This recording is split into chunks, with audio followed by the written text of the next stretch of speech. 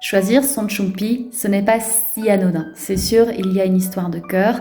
On va choisir une couleur qui nous parle, un symbole. Ensuite, il y a une histoire aussi de taille, une histoire de matière. Et aujourd'hui, j'aimerais bien revenir sur les différentes matières, les différents types de laine que l'on retrouve ici avec les chumpis, en tout cas ceux que nous, on vous propose, parce que tout ça va changer aussi la manière dont le chumpi va être porté en dessous des vêtements et la manière dont on va sentir la contenance. Tout d'abord, la laine d'alpaga.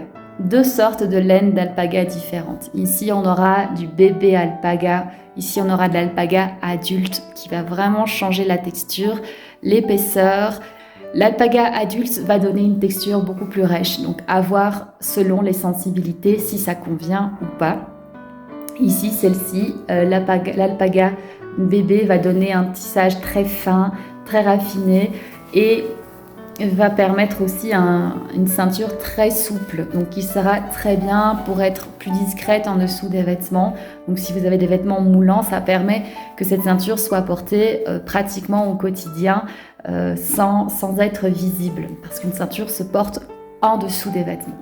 Le désavantage, c'est qu'elle apportera beaucoup moins de contenance. La laine de mouton, elle va être très agréable, une texture qui est douce, qui est chaude et qui offrira une forte sensation de contenance. On pourra choisir différentes tailles. Le désavantage, c'est qu'elle sera beaucoup plus visible en dessous des vêtements. Donc ici, j'en ai une assez épaisse, donc c'est sûr qu'elle sera beaucoup plus visible. On peut néanmoins aller vers des ceintures un peu moins larges et plus fines. Ici, ce que ça peut apporter avec ce type de finition, c'est une forme de boursouflure. Ici, quand on met la ceinture, on la passe comme ceci et on a toujours un espace qui crée ceci. Et donc, si les vêtements sont un peu plus moulants, ça se voit un petit peu plus. Et le troisième type de laine qu'on retrouve, c'est la laine synthétique. Alors la laine synthétique, finalement, elle apporte quand même pas mal d'avantages. Elle sera parfois la meilleure option pour des personnes qui ont des allergies.